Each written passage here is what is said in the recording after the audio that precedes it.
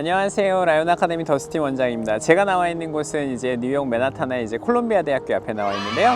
콜롬비아 캠퍼스 투어를 하게 되면 푸 파운데이션에 대해서 얘기를 많이 듣게 되실 거거든요. 아무래도 푸 파운데이션 같은 경우는 리서치랩, 매스부터 사이언스에 대해서 공학, 엔지니어링 필드에 대해서 얘기를 좀 많이 하게 될 거고요. 그리고 그 학생들이 얼마나 많은 그 엔지니어링에 관련된 뭐 컴퓨터 사이언스, 메커니컬 엔지니어링, 다양한 엔지니어링이 얼마나 많은 오퍼튜니티가 있는지에 대해서 얘기를 하는 걸 딱 듣게 되시면 이 콜롬비아에 딱 지원을 했었을 때 두 개 칼리지로 나오게 되거든요. 콜롬비아 칼리지랑 후 파운데이션으로 원서를 쓰는 곳이 두 개로 나뉘게 되는데 그거에 대해서 엔지니어링이 콜롬비아 대학교가 왜 이렇게 잘 정리가 정돈이 되어 있는지를 아마 느끼실 수 있으실 겁니다. On today's Lion Academics. 안녕하세요. 라이언 아카데미 더스틴 원장입니다. 안녕하세요. 라이언 아카데미 크리스 쌤입니다. 오늘은 저희 피직스 탐험을 계속 이어갈 건데요. 기존에 같은 경우는 피직스 1에 대해서 한번 확인을 해봤는데 이번에는 이제 AP 피직스 2에 대해 모든 것에 대해서 한번 알아보는 컨텐츠를 만들어 보도록 하겠습니다. 자, 그럼 본격적으로 한번 잘 따라와 보세요. 일단은 저번에 AP 피직스 1을 하면서 알지브라 베이스가 베이스로 깔려 있고 그리고 어쨌든 유닛별로 1부터 시작해서 9까지 공부하는 게 피직스 1이었고 그거에서 미적분의 좀 디테일을 갖다 공부하는 게 AP 피직스 G 메카닉스라는 걸 저번 시간에 알아봤는데요. 이제 본격적으로 이제 두 번째 이야기죠. 그리고 AP 피직스 ENM에 관련돼서 알아보려고 하는데요. 자, 일단 먼저 첫 번째 시험 유형은 어떻게 구성되어 있는지 한번 알아볼까요? AP Physics 2도요. 이제 그 AP Physics 1과 거의 똑같은 비슷한 트랙으로 가죠. Algebra based고 그 이제 미적분 안 나오고 그리고 이제 시험 시간도 일단 이제 파트가 두 개로 나눠져 있고요. 다른 AP Physics 시험들과 모두 동일하게. 그래서 Multiple Choice 같은 첫 번째 섹션에서는 여기서도 이제 다른 그러니까 피직스 시험들과 동일하게 80분 안에 40문제를 풀어가는 식으로 구성이 되어 있고요. 이제 두 번째 Free Response Question 같은 경우에는 여기서도 이제 100분 안에 4문제를 풀어야 되는 식으로 시험이 구성이 되어 있습니다. 기존의 AP 피직스가 변경된 점, 그러니까 어떻게 보면 리디자인된 거에 관련된 컨텐츠가 궁금하신 분은 여기 위쪽을 한번 클릭해 보시면 기존에 저희가 만들었던 컨텐츠 갖다 확인 한번 해보시고요. 자, 그럼 결론적으로 이제 멀티플과 FRQ로 나눠져 있는 건 충분히 이해할 수가 있는데요. 여기서 특히 ENM 같은 경우는 특히 더 좀 학생들이 좀 힘들어했던 파트가 이 FRQ 같은 경우를 갖다가 어떻게 태클하는지에 대해서 좀 되게 힘들어했던 거가 많은 것 같은데 왜 이렇게 좀 힘들어하는 것 같아요? 제 생각에는 이제 좀 이것도 이유가 진짜 AP Physics C Mechanics에서도 설명을 드렸듯이 미적분이 등장을 해요. 이제 그 물리에 얹어가지고 그래서 이제 AP Physics 1에서 약간 이제 좀 공식들을 많이 친절하게 주어지는 경우였으면 AP Physics C Mechanics에서는 그걸 이제 유도하는 부분이 되게 많았잖아요. 여기서도 약간 비슷한 사례로 AP Physics 2에서는 이제 좀 공식 같은 걸 되게 이제 간단하게 주는데 여기서 이제 미적분을 활용해가지고 뭐 방정식 같은 걸 유도해야 되는 그런 문제들이 많습니다. 그래가지고 이제 FRQ에서 좀 많이 부담을 느끼는 거는 당연한 것 같고요. 그렇기 때문에 이제 이게 좀 와닿지가 않는다, 머릿속에서 잘 그려지지 않는다 이러면은 이제 많이 힘들어하는 경우가 많습니다. 자, 그럼 이제 배점은 어떻게 되나요? 그 배점은 모든 시험들이랑 다 똑같이 이제 multiple choice랑 free response question 이렇게 50-50로 나눠져요. 그래가지고 저는 뭐 보통 이제 free response question을 더 중요하게 여겨야 되냐 아니면은 뭐 multiple choice를 더 중요하게 여겨야 되냐 이렇게 고민을 하시는 분들이 많을 텐데 골고루 제일 잘 맞는 게 좋습니다. 그래서 이제 최대한 균등하게 배분을 한 것 같아요. 네, 피직스 2로 오고 나서부터 시작을 하게 되면 유닛을 갖다 자세히 보게 되면 이제 thermodynamics가 나오기 시작하면 요 말인 즉슨 기체랑 액체에 관련된 거에 대해서 이제 공부를 하기 시작을 하게 되는 파트가 좀 나왔던 것 같고 그리고 난 다음에 이제 본격적으로 피직스 2에서는 이제 ENM 그래서 전자기에 관련된 것들이 마지막에 나오고 그리고 마지막 파트에서는 좀 더 그거에 이어지는 파트로 좀 구성이 되어 있어서 어떻게 되냐면 산업 쪽에서도 어떻게 보면은 예를 들면 기체와 액체에 관련된 걸 갖다 많이 다루는 뭐 에어로스페이스 같은 항공에 관련된 것도 할 수 있을 때 테르모다이나믹 같은 게 되게 많이 구현이 되기도 하고 그리고 또 유류 산업 그리고 반도체 이 관련돼서 어떻게 보면 근간을 이루는 중요한 게 어떻게 보면 피직스의 그 펀디멘탈 아닐까요? 이제 피직스 1이랑 2를 쭉 통틀어 보면요, 이게 대부분의 유닛들이 고전 역학에서 좀 비롯된 그런 학문들이 많습니다. 맞아요, 그래서 이제 맞아요. 고전 역학에서 보면은 선생님 왜 이렇게 그- 멋있어? 고등학교니까 갑자기 왔을 때 너무 멋있네요. 저는 이제- 아카데미에 되게 뛰어나신 선생님이시긴 합니다.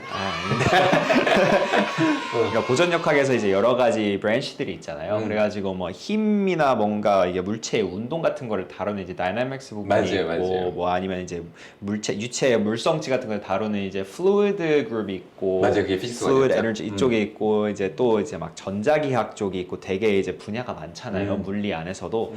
그런데 이제 그거를 좀 약간 그 피직스 1은 좀 힘 관련된 그런 다이나믹스 관련된 내용들을 많이 넣고, 이제 피직스 2에서는 유체 살짝 나오면서 이게 전자기학에 포커스를 많이 두고, 그러면 이제 파동 관련된 그런 컨셉까지 맞아요. 쭉 이제 정리를 해놓은 것 같습니다. 그리고 근데 이제 제가 여태까지 만난 학생들 관리하면서 제가 느꼈던 게 뭐냐면 이렇게 학생들이 갈려지더라고요. 피직스를 좋아하는 학생도 있긴 한데 뭐 싫어하든 좋아하든 하던 학생들도 이 피직스를 좋아하는 학생들이 이렇게 좀 파가 좀 많이 갈렸던 것 같아요. 예를 들면 피직스 1까지, 그러니까 유체 나오기 전까지 그 힘에 관련된 걸 되게 좋아하는 학생들이 있고, 반면에 이제 E&M 이쪽에 좀 관심을 좀 많이 가졌던 학생, 약간 좀 이 피직스 1과 2 사이로 피직스 1을 좀 더 좋아했던 학생, 메카닉스를 좀 더 선호하는 학생, 그리고 또 E&M을 좀 선호했던 학생, 이렇게 좀 나눴던 것 같은데 그건 왜 그런 것 같으세요? 그렇게 해서 이제 대학교 학부 전공이 결정되는 겁니다. 네. 그래서 보통 이제 힘이나 약간 뭔가 물체 운동 같은 게 나 이게 재밌는데 하면은 네. 이제 보통 mechanical engineering 아니면 맞아요, aerospace 맞아요. engineering 이쪽으로 네. 이제 기계과 항공과 쪽으로 이제 가는 학생들이 많고요. 그 E&M 쪽으로 뭔가 큰 관심을 보인다 하면은 그 이제 보통 전자공학, 전기전자라고 많이 하죠. electrical engineering이나 아니면 뭐 더 나아가서 이제 computer engineering, 뭐 computer science 이런 맞아요, 쪽으로 맞아요. 나아가는 케이스도 있기도 하고. 네. 그래서 이제 이런 식으로 이제 파벌이 많이 갈리게 돼요. 맞아요. 그래서 제가 말씀드렸던 게 어떻게 보면 피직스를 갖다 공부하는 파트에서 어떻게 보면 이 학생이 미래에 어떤 전공을 갖다 관심 있는지를 솔직히 말해서 되게 그 인터레스트를, genuine interest를 저희가 판단해 볼 수 있는 좀 되게 귀여운 기준이 되거든요. 근데 부모님들께서 좀 그걸 좀 잘 모르시는 것 같아서 저희 같은 경우는 좀 학생들 많이 보다 보니까 얘가 하다가 이쪽이 좀 괜찮다 그러면 이 학생은 나중에 갔었을 때도 어떻게 보면 액티비티나 컴피티션이나 다양한 클럽이나 이 파트를 약간은 좀 공대에 있지라도 약간 메커니컬 엔지니어링 쪽 이렇게 해서 좀 저희가 포커스를 맞출 수도 있고 그렇기 때문에 이 피직스가 피직스 1과 2의 요거의 흥미도의 차이에 따라서도 이 학생의 전공 분야의 관심도를 다 확인할 수 있다는 것을 꼭 좀 이해해 주셨으면 좋겠습니다. 자, 그럼 다음번에 네. 이제 엔지니어링이 무엇인가에 대해서 엔지니어링 그냥 딥다이브하는 컨텐츠만 만들어 볼까?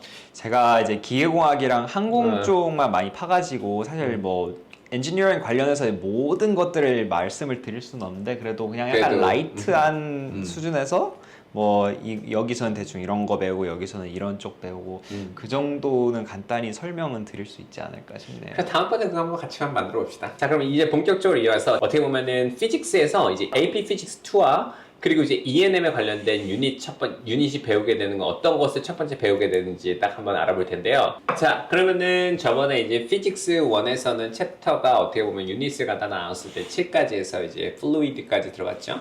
자, 근데 이제 와서 유닛 이제 9으로 될 텐데 플루이드 같은 경우는 챕터 8이었잖아요. 그래서 마지막으로 AP 피직스가 종료됐는데 이제 그 다음에는 어떻게 보면 이제 피직스 2로 나눠져 있는 파트가 바로 이제 thermodynamic 챕터 9이 될 것 같거든요. 자, 그럼 이제 thermodynamic에 대해서 이제 얘기를 한다고 하면 크리스 이제 또 난리치면서 얘기하긴 하겠지만 크리스가 제일 좋아하는 거잖아요, 와가지고 그죠? 자, 그럼 이제 근데 저는 또 여기서 어떤 걸 좀 얘기해 줬으면 좋겠냐면 아까 저희가 얘기했었듯이 전공하고도 되게 밀접한 관계가 많이 있다고 얘기했으니까 이 thermodynamic의 그 원리를 이해하고 난 다음에 이 다음에 이게 어떠한 전공과 어떤 거와 좀 연관됐는지도 좀 얘기를 한번 해주셨으면 좋겠어요.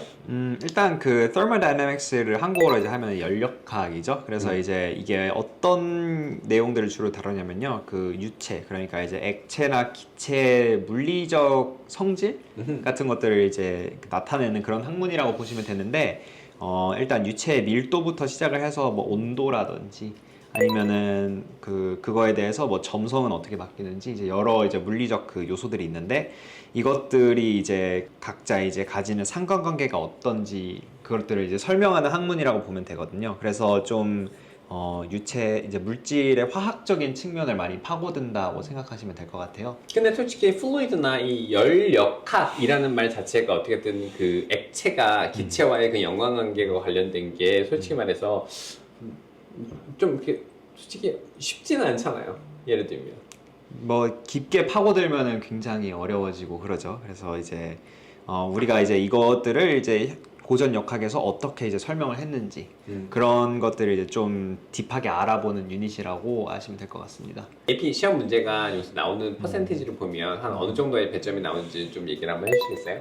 배점은 이제 한 15%에서 18% 정도 되고요. 제가 개인적으로 생각하기에는 AP Physics 2의 진짜 코어 유닛까지는 된다고 생각하지는 않지만 왜냐면 이제 그 또 이후에 전자기학이 엄청나게 이제 맞아요. 방대하게 나오기 파트가. 때문에 그렇지만 이것도 이제 늘 적지는 않게 등장하는 내용, 그러니까 15% 18% 정도는 적지 않게 등장하는 내용이기 때문에 그렇기 때문에 항상 그 이 정도는 이제 알고 있어야 된다라고 말씀을 드리고 싶어요.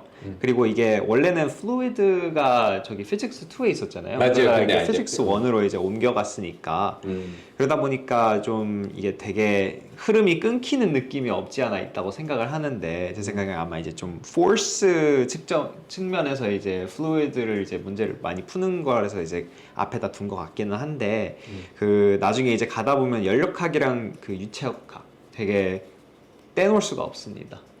그렇죠. 네, 그래서 이제 연력학에서 배우는 컨셉들을 조금 언급을 해드리자면은 그럼요. 네, 그 압력부터 시작을 해가지고 네, 뭐 테드 토크나 뭐 아니면 좀 이공계 세미나 같은 거에서 이제 얘기를 하면서 이게 교수님들이 앞에 나와가지고 뭐 PV는 NRT라고 뭐 한 번씩은 언급을 한 거를 이제 보셨을 수도 있을 텐데 이게 이제 뭐냐면은 어떤 유체, 그러니까 액체나 기체에 이제 특히 이제 기체에 대해서 들어맞는 방정식인데 기체가 이제 이상적이라고 가정을 했을 때 그 기체의 압력, 부피 그리고 이제 기체의 몰수, 온도 이것들이 이제 다 어떻게 서로 관계가 되어 있는지 그거를 이제 나타내는 식이라고 보시면 돼요. 그래서 이걸 가지고 이제 좀 뭐 부피가 이제 이만큼 늘어나면은 압력은 이만큼 줄어들 거고 막 이런 식으로 이제 좀 그 변수들의 이제 상관관계를 좀 따지는 그런 문제들이 많이 나오기도 하고요.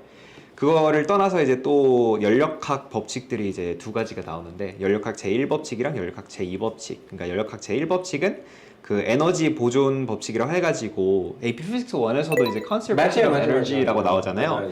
이게 사실 여기 다이나믹스에서만 적용이 되는 게 아니라 유체역학에서도 이제 특정 고립계가 있을 때 그 뭐 들어가는 특정 계가 있을 때 시스템이 있을 때 거기 이제 들어가는 에너지 뭐 이런 거랑 이제 거기서 이제 나오는 일의 양 그리고 뭐 거기서의 이제 내부 에너지가 얼마나 바뀌는지 이것들이 다 이제 총량이 보존이 되어야 돼요. 그래서 이제 그거를 수학적 수식으로 나타내는 게 에너지 보존 법칙인데요. 그게 이제 연력학 제1법칙으로 불리기도 합니다. 맞아요. 네. 이거 말고도 이제 연력학 제2법칙이라고 엔트로피라고 혹시 들어보셨나요? 이것도 못 들어봤어요. 엔트로피는 쉽게 설명을 하자면은 어떤 개의 무질서도 그러니까 뭐 방안이 이제 어질러져 있으면은 그게 이제 약간 엔트로피가 높은 상태고 방안이 이제 깔끔하게 정돈이 되어 있으면은 엔트로피가 상대적으로 낮은 상태라고 생각하시면 될 것 같은데 이제 어떤 화학적 반응이 일어나던 엔트로피는 항상 증가한다라고 식으로 이제 연력학 제2법칙이 나와 있습니다. 그러니까 연력학 1법칙과 2법칙에 대해서 어떻게 보면 기본의 파운데이션을 가르쳐주는 가장 어떻게 보면 좀 네. 중요한 파트긴 하겠네요. 이거에 기반해서 사실 이제 많은 식들이 이제 쫙 나오긴 하는데요. 거기서 이제 그래가지고 뭐 열 전도라든지 아니면 그런 것들을 이제 다 서술해 나갈 수 있습니다. Coming up next on Lion Academy. 안녕하세요. 라이온 아카데미 더스틴 원장입니다. 제가 나와 있는 곳은 맨하튼의 어떻게 보면은 더 매트고요. 미국에 잠깐 들어오셔서 학생들하고 보딩스쿨 투어를 하고 난 다음에 콜롬비아 대학교를 갔다 오면 잠깐 시간이 남으시면 한번 들어서 가서 보시면 정말 많은 것을 하실 수 있으십니다.